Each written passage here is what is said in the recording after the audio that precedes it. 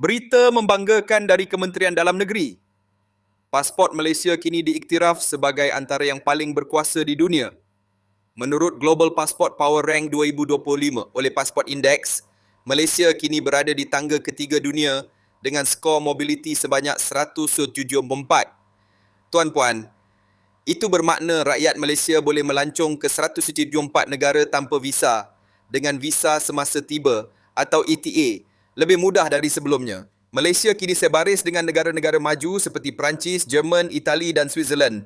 Ini bukti bahawa pasport Malaysia diiktiraf dan dipercayai di peringkat antarabangsa. Kejayaan ini hasil usaha berterusan Kementerian Dalam Negeri dan Jabatan Imigresen Malaysia dalam memperkukuh keselamatan, inovasi dan kecekapan sistem pasport negara. Tangga ketiga dunia, pasport Malaysia.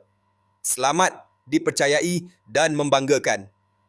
Lambang keunggulan negara di mata dunia, hasil dedikasi Kementerian Dalam Negeri dan rakyat Malaysia yang sentiasa menjunjung nama negara dengan bangga.